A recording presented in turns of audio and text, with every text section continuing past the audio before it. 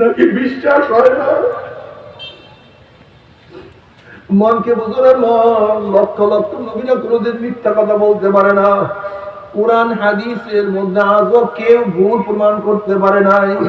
কোটি কোটি আল্লাহর ওলিরা কোনোদিন মিথ্যা কথা বলতে পারে না। ওরে মন, কত কবরের মধ্যে আগুন দেখা যায়, ধোঁয়া দেখা যায়।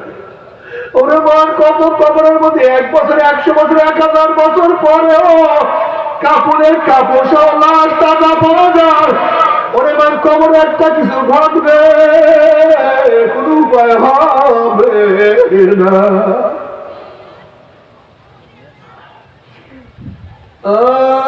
বাবারে, উসমান গনি রাদিয়াল্লাহু কবর দেখলে এমন ভাবে কান্নাকাটি করতেন, দাড়ি মোবারক ভিজিয়া ভিজিয়া পানি পড়তো। সাথীরা বললেন, হযরত কবর দেখলে আপনি এত বেশি কেন কান্নাকাটি করেন? তিনি বলেন, হে আমার সাথীরা, আখিরাতের প্রথম ঘাঁটি কবর। এই কবর যার সাথে ভালো ব্যবহার করবে, আশা করা যায় পরবর্তী ঘাঁটিতে তার সাথে ভালোই ব্যবহার হবে। আর কবর দিয়ে কারোর সাথে খারাপ ব্যবহার শুরু করিয়া দেয়, আর তো উপায় হবে না। আল্লাহ তুমি আমাদের সবাইকে মাফ করিয়াই দাও, সবাইকে ক্ষমা করিয়া দাও।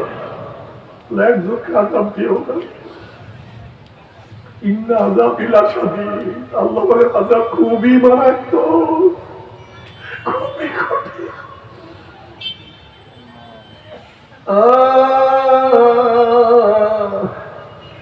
আম্মাজান আয়েশা সিদ্দিকা রাদিয়াল্লাহু তাআলা উরুর উপরে, রানের উপরে মাথা দিয়ে আমার নবী আলাইহিস সালাতু আরাম করতেছিলেন।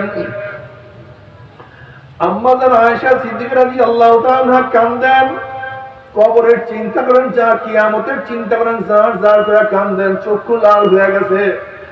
এক ফোঁটা পানি নবী আলাইহিস সালাতু ওয়াস চেহারা মরে পড়ল।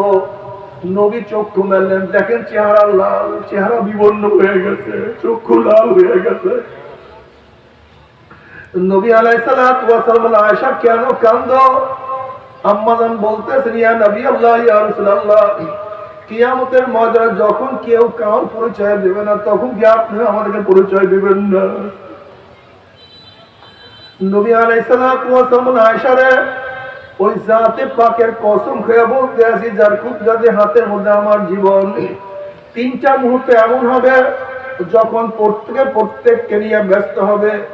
যখন আমল ওরা শুরু করবে, প্রত্যেকেই চিন্তা করবে আমার আমল আমার ডাইন হাতে আসে না বাম হাতে। যখন মিজান পাল্লার কাছে যাবে, ওই পাল্লা দেখিয়া সবাই পরেশান হইয়া যাবে, আমার নেকের ফল ওজন হইয়া যায়, অন্য কোনো ঘটনা ঘটিয়া যায়। যখন পুসরাতের কিনারায় যাবে, তখন প্রত্যেকে চিন্তা করে পুসরাত পাড়ি দিতে পারবো কি পারবো না, আমি তো জানি না। তুমি কি দেখো না আল্লাহ পাক কালামে পাক কি বলেন, ইয়াউমা ইয়াফিরুল মারউ মিন আখিহি ওয়া উম্মিহি ওয়া আবিহি ওয়া সাহিবাতিহি ওয়া বানিহি। যেদিন আপন ভাই ভাই পরিচয় দেবে না, মা ছেলেকে সাহায্য করবে না, ছেলেও মাকে সাহায্য করবে না, বাবা ছেলেকে উপকার করবে না, ছেলেও বাবাকে উপকার করবে না, নেতারা সব লাফাত্তা হয়ে যাবে। ইব্রাহিম খলিলুল্লাহ নাফসি নাফসি, মুসা কালিমুল্লাহ নাফসি নাফসি, ঈসা রুহুল্লাহ নাফসি নাফসি। সবাই বলবে মাওলা আমাকে বাঁচাও, আমাকে বাঁচাও। আল্লাহ আল্লাহ আমাদের সবাইকে মাফ করিয়া দাও। হযরত ইব্রাহিম আলাইহিস সালাতু ওয়াস সালাম মাঝে মাঝে মাওলার ভয়ে বেহুশ হইয়া পড়িয়া যাইতেন। কলিজার মধ্যে থরকম্পনিত অনেক দূরে আওয়াজ পাওয়া যাইত।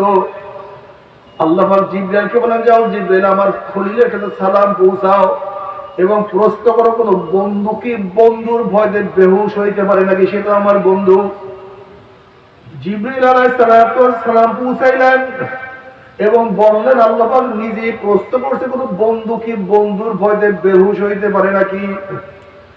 তখন ইব্রাহিম খলিলুল্লাহ বলতে আছেন, ভাই জিবরাইল, যখন আমার পদস্খলনের কথা মনে পড়ে, কিয়ামতের কথা মনে পড়ে, মিজানের কথা মনে পড়ে, পুসরাতের কথা মনে পড়ে, আল্লাহর সাথে সম্পর্ক আমি ভুলিয়া যাই, মনেই থাকে না।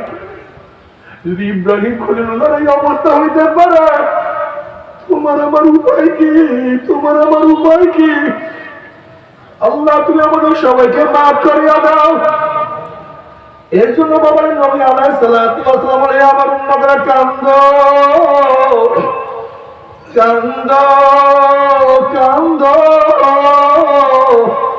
ওরে কান্না না আসলে মুখটাকে বেঁকে তেরা করি আমার মাওলা রে, মালিক রে, ও আমার মাওলা রে আল্লাহ। নবী আলাইহিস সালাতু ওয়াস সালাম ফরমান, মান বাকা মিন খাশিয়াতিল্লাহি হারামাল্লাহু তিলকাল আইনা আলান নার। যে আল্লাহর বান্দা বান্দি মাওলার ভয়ে, জাহান্নামের ভয়ে, কিয়ামতের ভয়ে